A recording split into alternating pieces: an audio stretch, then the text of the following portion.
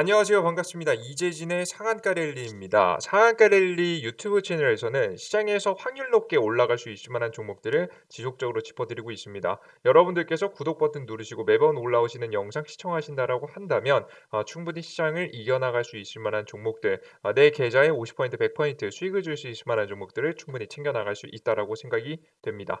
자, 그러면 오늘의 주제 본격적으로 시작해 보도록 할게요. 오늘의 주제는 월성원전 4호기 재가동 승인 150조 원전 시대 빌 게이츠가 주목하는 저평가 탑2에 대한 얘기를 드려보도록 하겠습니다. 오늘의 영상은 시장에 대한 분석 간단하게 해드릴 거예요. 왜냐하면 아무리 좋은 주식도 언제 사야 될지 알아야 되기 때문에 시장에 대한 분석, 그리고 이번 원전 관련 테마에 대한 간단한 설명, 그리고 핵심이 무엇인지, 그리고 관심 종목들에 대한 공개를 여러분께 해드려 보도록 할게요. 일단 가장 첫 번째입니다. 지금 가장 중요한 시기에 나와 있거든요. FOMC를 앞두고 있습니다. FOMC가 12월 중순, 지금 15일, 16일 날 마무리되게 되는데요. 뭐 결과가 14일, 15일 진행돼서 우리는 16일 날 알 수 있겠죠. 이 FOMC 이야기가 나오고 있는데요. 이게 왜 중요하냐면 지금 우리는 엄청난 유동성 자금을 푸른 다음에 경제가 어느 정도 회복되고 나서 경제 회복이 했으니까 이 양적 완화를 끝을 내려는 타이밍이 있어야 될 겁니다. 그죠? 이게 결국에는 망가진 경제를 강제로 살려내기 위해서 뭐 영양제라든가 뭐 인공호흡기를 달았다는 표현이 더 맞을 것 같은데요. 이제 슬슬 몸이 정상화되니까 인공호흡기를 떼고 스스로 호흡할 수 있는지 확인하는 단계가 필요하겠죠. 그 단계 중에 첫 번째 하나가 인공호흡기의 산소의 양을 조금씩 줄여나가는 겁니다. 즉 경제의 산소라고 할 수 있을 만한 돈을 조금씩 줄여나가는 과정이죠. 보통 그걸 테이퍼링이라고 이야기합니다. 과거 2014년도에도 이 글로벌 금융위기 2008년도의 금융위기 이후에 양적 완화가 진행이 됐고 양적 완화 이후에 2012, 13년도를 지나서 14년도부터 본격적으로 과거에도 똑같이 일어났었던 일인데요. 양적 완화 뒤에 테이퍼링을 진행하게 됩니다. 조금씩 푸는 돈을 양을 줄이는 건데요. 푸는 돈은 양을 서서히 줄이게 되면서 경제가 정상적인지 테스트하는 단계를 거치게 됩니다. 그리고 나서 양적 완화가 공식적으로 종료가 되면은 그 이후에 뭐까지 이어가냐면 금리 인상까지 이어가게 돼요. 이게 무서운 거예요. 이해되셨죠? 다른 게 무서운 게 아니라 이 금리 인상으로 바로 이어지는 게 중요한 겁니다. 근데 이 금리 인상을 빠르게 하겠다라고 최근에 이 미국의 페드에서 연방준비제도에서 계속해서 이야기하고 있는 거거든요. 즉 미국의 중앙은행이죠. 빠르게 긴축을 강화하고 빠르게 긴축, 테이퍼링을 빠르게 하고 빠르게 금리 인상을 하겠다라는 이야기가 나오는 겁니다. 물론 결국에는 테이퍼링하고 금리 인상 이후에 미국 증시는 날아갑니다. 한국 증시는 횡보를 계속해서 보이지만 지금 미국 증시 계속해서 날아갑니다. 실제 미국 증시도 이번에 테이퍼링 금리 인상 이후에 또 상승할 가능성이 높습니다만은 보시다시피 중간에 한번 눌림목을 크게 한번 주죠. 흔들림 보이시죠? 이때 고가 대비해서 저가가 대략적으로 한 적게는 10%에서 많게는 한 15% 파동 정도 되기 때문에 즉 하락장이 단기간에 좀 오게 된다라고 보시면 돼요. 단기간의 눌림목 하락장이에요. 다시 올라가는 시장입니다. 눌림목이라고 보시면 돼요. 그래서 이런 눌림목에 대한 공포감이 있다 보니까 시장에서는 바로 이 테이퍼링 이야기가 있는 FOMC를 현재 주목하고 있는 거죠. 그래서 이 FOMC에서 어떤 이야기를 하는지가 중요하다라고 생각하시면 됩니다. 뭐 제가 생각하고 있는 시나리오는 딱 두 개예요. 첫 번째는 빠르게 테이퍼링 계속 할 거다. 테이퍼링이 원래 6월까지 마감하기로 했거든요. 내년 2022년도 6월까지 마감하기로 했는데 이걸 뭐 4월로 앞당기겠다. 아니면 뭐 3월로 앞당기겠다라는 이야기가 나오면 시장은 좀 하방세, 눌림목이 나오는 그림이 나올 가능성이 높고요. 좀 보수적인 그림이 나올 거고요. 단기간 동안.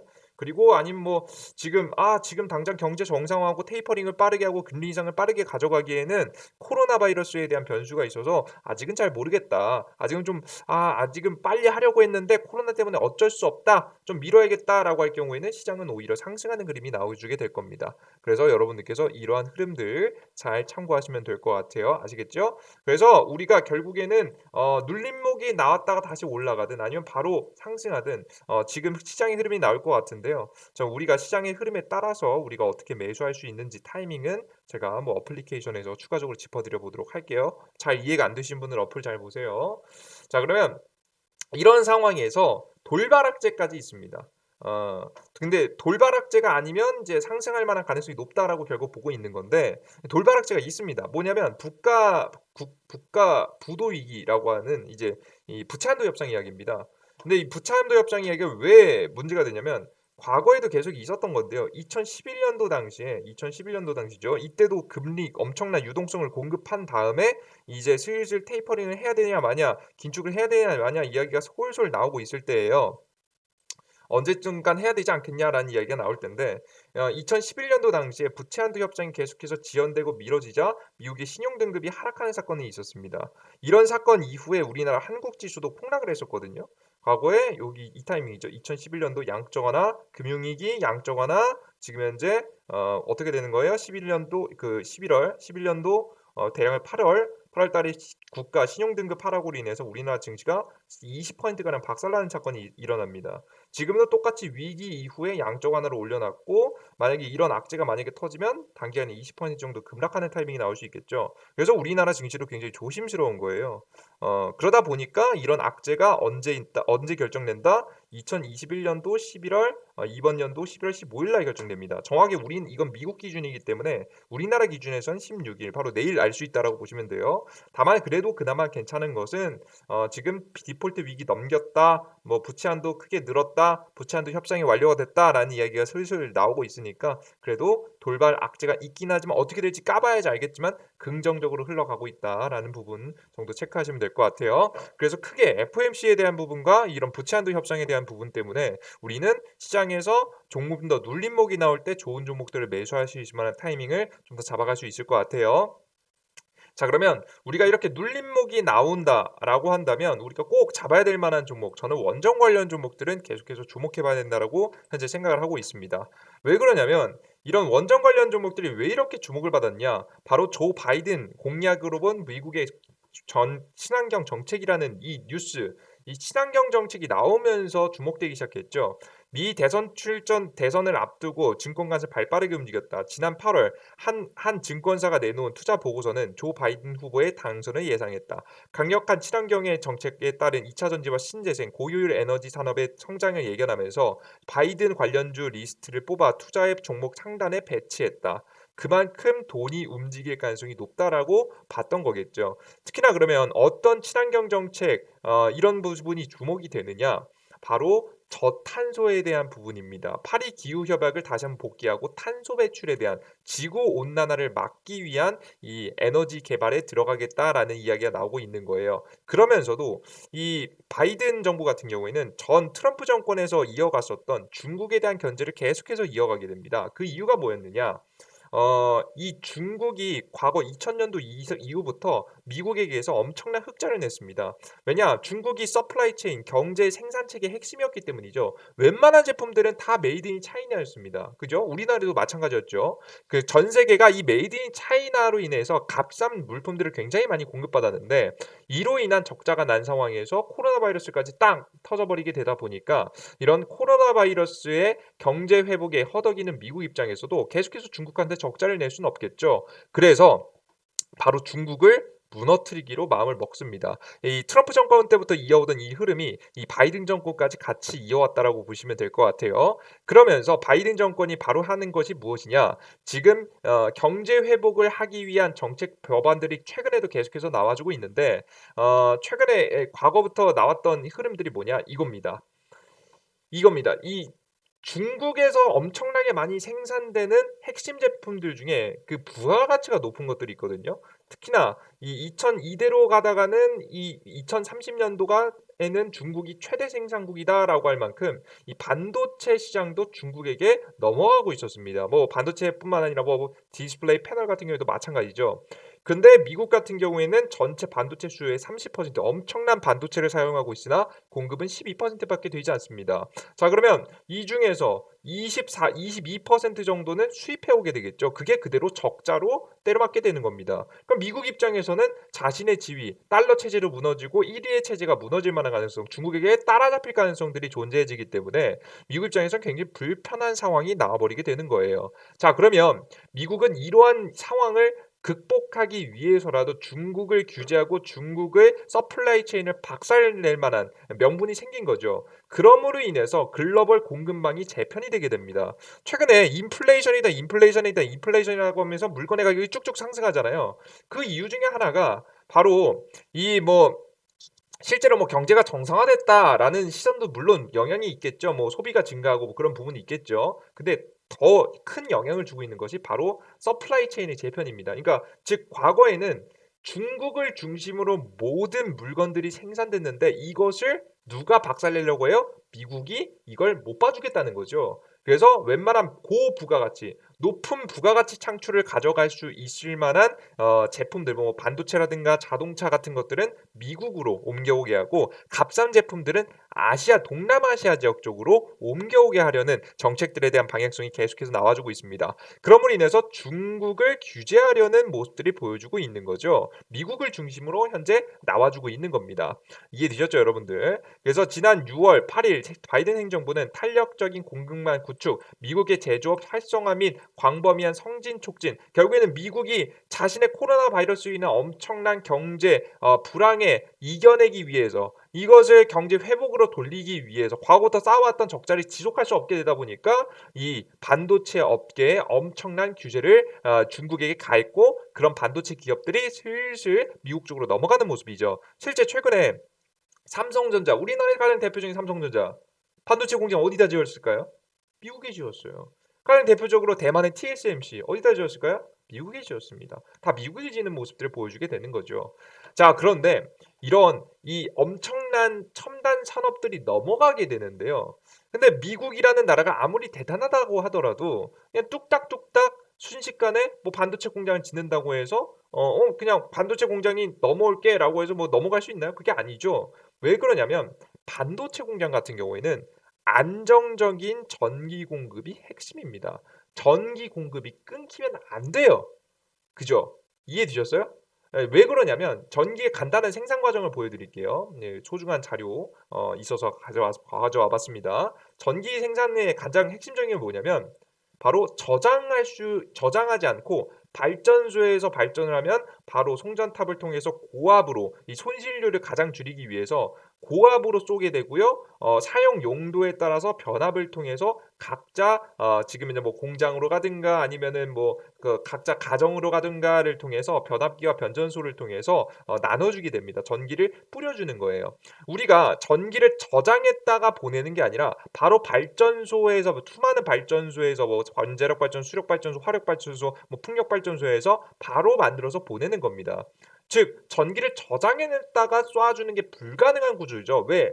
이 배터리 시장이 아직 그만큼 기술력이 따라오지 못했거든요.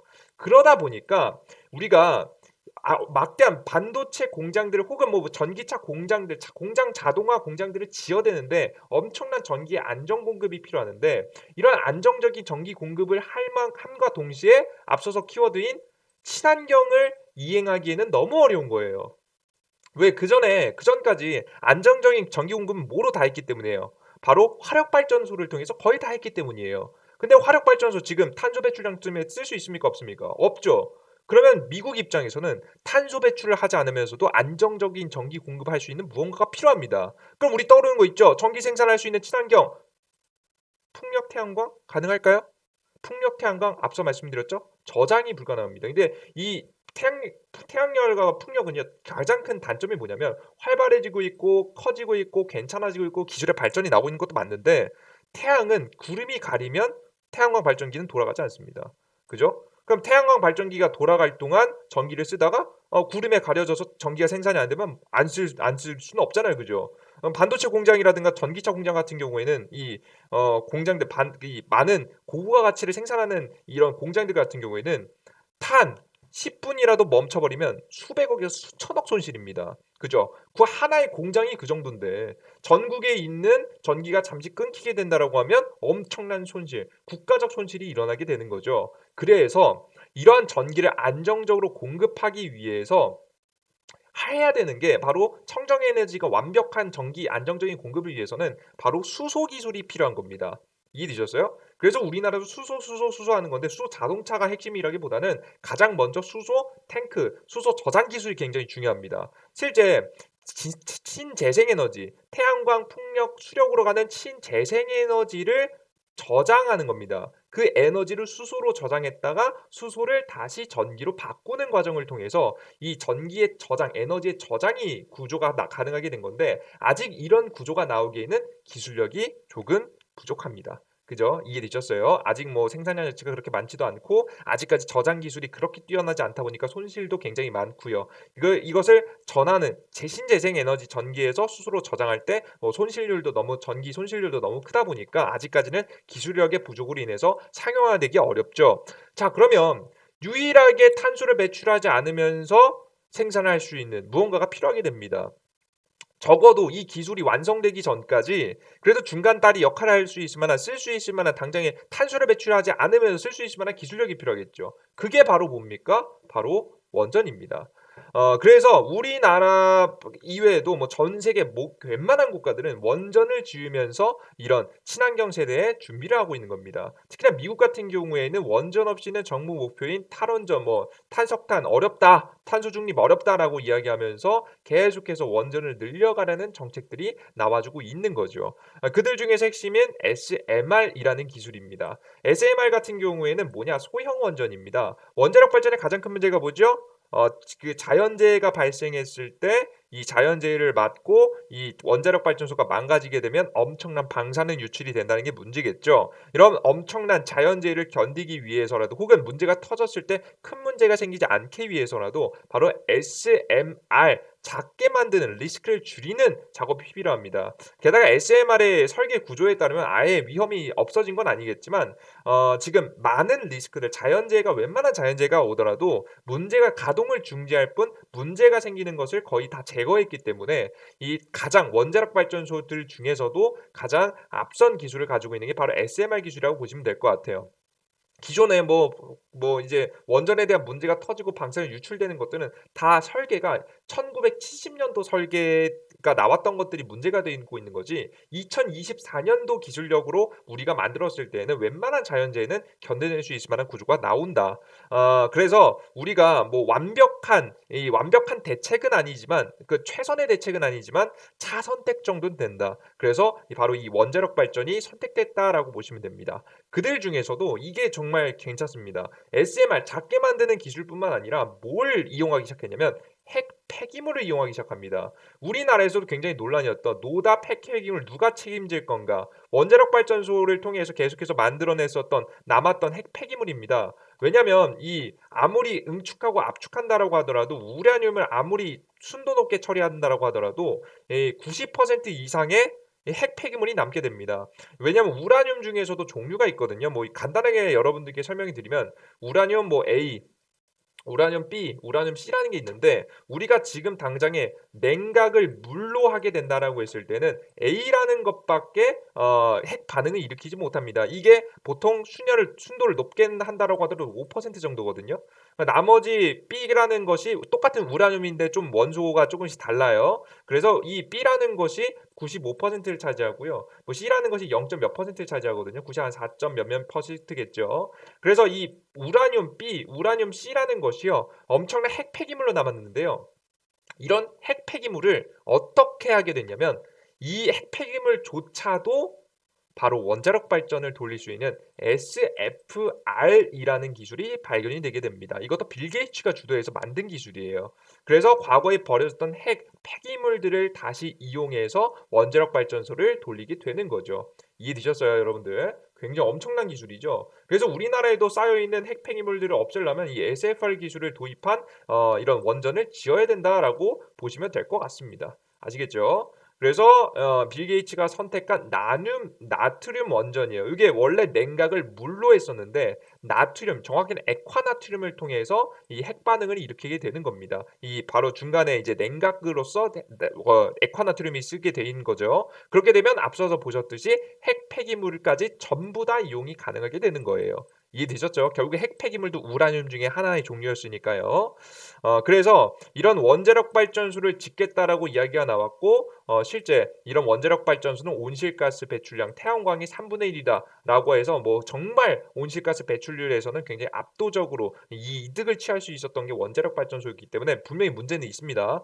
방사능 유출이라는 문제가 단점이 존재한다. 리스크는 분명히 존재함에도 불구하고 차선책이라고 말씀드렸죠. 차선책으로 미국이 선택했고 그것을 현재 진행하려고 빌 게이츠는 지금 현재 마음을 먹고 있습니다. 그래서 빌 게이츠가 이 차세대 원전을 2024년도부터 짓는다고 합니다. 2024년도에 뭐 제가 정확히 주가 기억이 안 나요. 여기 써 있네요. 와이오밍주 소도시에 짓는다라고 여러분은 보실 것 같아요. 이런 원자력 발전소 가동을 계속해서 늘리거나 혹은 이런 새로운 원전들, 안전한 원전들을 지어가게 되면서 이 미국의 산업 제조업이 정착할 수 있도록 이미 준비 중이다라고 생각을 하시면 되겠습니다. 그래서 원자력 발전은 거의 필수가 되는 현재 상황이죠. 이러한 상황에서 우리나라만이 탈원전을 외쳤습니다. 현재는 문재인 정권이기 때문인데요.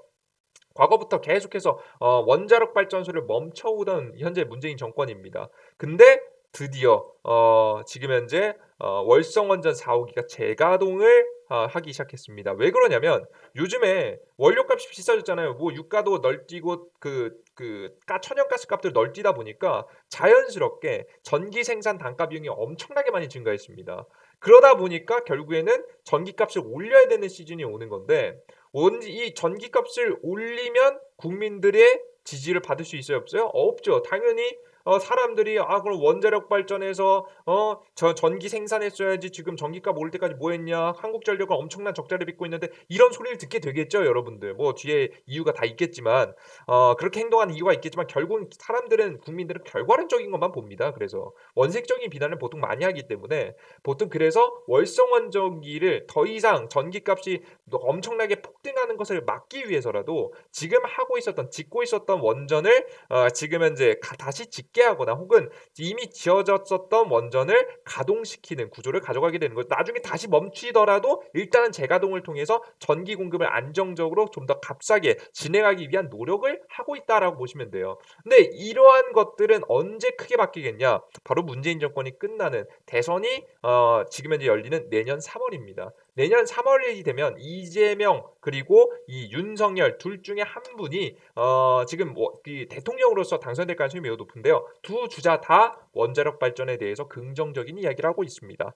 자, 그러면 이번 문재인 정권이 끝나는 시점에 맞춰서 원자력 발전 관련 종목들은 충분히 주가 파동이 나올 만한 가능성이 매우 높아지게 되는 거겠죠. 전 세계적으로 이미 그 흐름들이 나와주고 있고요. 우리나라 대한민국만 바뀌면 됩니다. 대한민국만 이 흐름에 같이 올라타게 된다라고 하면 억눌려 있었던 그 흐름과 함께 주가도 폭등할 만한 가능성들, 충분히 상승할 만한 가능성도 매우 높으니까 관련된 종목들은 미리 정리해 두시는 게 좋겠죠. 가장 대표적인 종목들은 소형 원전, 모듈 원자로 사업에 기대하는 우리나라에서 가장 원자력 발전소에 기대감의 기술력을 가지고 있는 한전기술과 한전 KPS입니다. 굉장히 매력적인 종목이에요. 한전기술과 한전 KPS가 매력적이다. 주가의 상승폭도 굉장히 매력적으로 항상 크게 상승했었던 종목입니다. 한전 KPS 같은 경우에는 과거 원자력 발전 이슈가 있을 때마다 주가 파동이 큰 폭으로 나왔었던 종목이죠. 못해도 한 70% 정도의 파동이 나왔어요. 시가총액을 대비해서 봤을 때는 엄청난 상승입니다. 여러분들 이해되시죠? 시가총액이 대략적으로 얼마가 정도가 되냐? 대략적으로 1조가 넘는 기업이 몇 조가 되냐면 1조가 넘는 기업이 거의 2조 가까이 됐습니다. 2조 2천억이 넘어가는 정도로 엄청나게 큰 폭으로 상승했다는 거겠죠. 그 이후에 최근에 상승세가 잠깐 나오다가 꺾여줬죠. 뭐 기업이 다시 한번 저가의 지지를 받고 이슈의 타이밍이 나오면 충분히 우리가 상승세를 먹을 수 있을 만한 종목들 될 거라고 보여지니까 여러분들 관심 종목 넣어두시면 돼요. 그리고 한전 기술입니다. 이 종목 빼놓을 수 없겠죠. 최근에 파동이 가장 컸던 종목 중에 하나인데요. 역시나 파동 매력적입니다. 최근에 나왔던 파동 140% 파동이 나왔어요. 그 전에 상승 파동이 나올 때도 굉장히 큰 폭의 상승세, 200% 가까운 파동이 나왔죠. 180% 넘게 상승했는데요. 다음에도 이슈가 나올 때는 충분히 큰 파동이 나올 수 있지 않을까라는 생각을 하고 있습니다. 그래서 두 가지 종목 꼭 알아두시면 될 것 같아요. 그리고 제가 한 가지 종목을 더 준비했는데 제가 탑2라고만 써놨잖아요. 그 이유가 뭐냐면 이 종목이 좋긴 좋은데 시가총액이 너무 작아요. 그래서 이런 유튜브 채널에 바로 올려드리기에는 좀 부담스러워서 제가 어플리케이션에 올려드릴 예정입니다. 이재진의 상한가리리 어플리케이션에서 여러분들께 종목들을 항상 제시해 드리고 있는데요. 이런 종목들 업로드를 이 어플리케이션에 해 드릴 예정입니다. 이 이재진의 상한관리 어플리케이션은 왜 있는 거냐라고 하면은 우리 투자자 여러분들 중에서 나는 어느 정도 무료 급등 추천 종목들도 좀 무료로 받고 싶고 시장에 대한 좀 분석 자료라든가 시황에 대한 자료 뭐 최근에 올라가는 테마에 대한 분석들 나는 어느 정도 기본적인 이 자료가 없다. 난 기본적으로 정리해 줬으면 좋겠다. 가장 필수적으로 꼭 알아야 될 만한 내용들 정리해서 올려줬으면 좋겠다 하시는 분들을 위해서 이재진의 상한관리 어플리케이션을 오픈해 놨습니다. 이 어플리케이션에서는 급등 추천 종목이라고 해서 실시간으로 당일날 상승 가능성이 높은 단기간에 상승 가능성이 높은 종목들을 직접 여러분께 골라서 업로드해 드리고 있고요. 최근에 추천드렸던 종목들 항상 100%는 아닙니다. 모든 종목이 항상 다 수익이 나는 건 아니에요. 하지만 여러분께 보시는 바와 같이 80% 이상 거의 90%에 가까운 승률을 계속해서 이어가고 있습니다. 이번 달 같은 경우에도 높은 승률이 계속해서 나와주고 있죠. 종목들 찍어 드릴 때마다 단기 상승 뭐 적게는 3%에서 크게는 20% 30%까지 파동이 나온 종목들 계속해서 속출하고 있습니다. 그래서 여러분들께서 이런 종목들을 받고자 하시는 분들 참고하시면 될 것 같고요. 당일 상한가 분석이라고 해서 시장에 대한 분석에 대한 이야기도 해드립니다. 오늘 시장에 대한 분석 간단하게 볼까요? FOMC 결과 납두고 우리는 아직까지 투자를 보류하고 단타만 지속해야 된다라고 설명드렸고 여러분들께 오늘 여러분들께서 집중해 보셔야 될 건 코로나 관련 종목들이다라고 이야기 드렸고 관심 종목들을 여러분께 쭉 정리해드린 모습이죠. 최근엔 여러분들께 세종 케미칼이라는 종목을 계속해서 여러분들께 언급해드렸고 세종 케미칼 같은 경우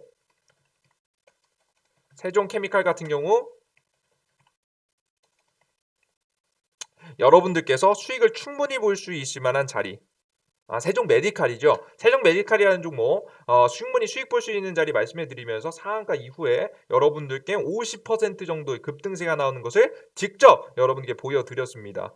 충분히 이런 종목들 우리가 50%다 먹을 수는 없겠지만 한 5에서 10% 먹는 데는 충분히 문제가 없겠죠. 그래서 시장에 대한 이야기들, 방향성들, 관심 종목들 제시해 드리고 있고요. 그리고 급등 포착 자료입니다. 최근에 시장에서 주목할 만한 종목들을 제가 정리해서 자료로서 올려드리고 있어요. 이런 자료까지 여러분께서 받아보시면 좋겠죠.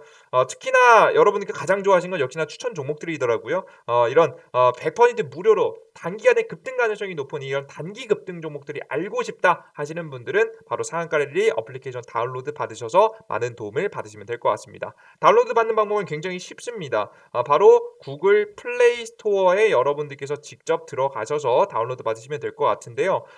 검색창에 이재진의 상한가 랠리라고 검색하시면 됩니다.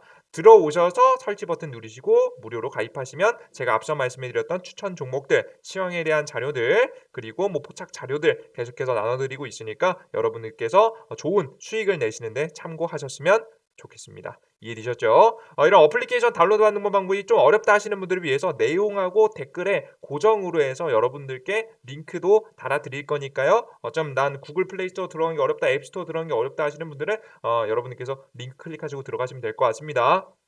아시겠죠? 최근에 굉장히 힘든 증시고요. 15일 내일 엄청난 변화가 일어나게 됩니다. 오늘 밤이죠 정확하게는. 큰 변화가 일어날 거라고 생각이 되는데 이 변화에 맞춰서 여러분들께서 좋은 종목으로 꼭 수익 볼 수 있었으면 좋겠습니다. 여러분들의 성공 투자를 항상 응원해 드리도록 하겠고요. 그런 응원 속에서도 여러분께 충분히 좋은 수익을 낼 수 있을 만한 종목들까지도 짚어드릴 테니까요. 항상 이재진의 상한가 랠리 구독 버튼 꼭 누르시고 좋아요 버튼 눌러주시고요. 여러분들 응원해 주시면서 항상 함께 성장할 수 있는 여러분들 투자자 여러분들이 되셨으면 좋겠습니다. 여러분 여기까지 영상 마무리해 보도록 하겠고요. 2021년도 얼마 안 남았습니다. 이번 달 잘 준비해야 내년도에 큰 수익 낼 수 있으니까요. 잘 대응할 수 있으니까 여러분들 꼭 잘 좋은 종목들 정리해 두시면 좋을 것 같아요. 여러분 여기까지 영상 마무리하도록 하겠습니다. 다음 영상에 좀 더 유익한 영상과 함께 찾아뵐게요. 여러분들 모두 감사합니다. 땡큐.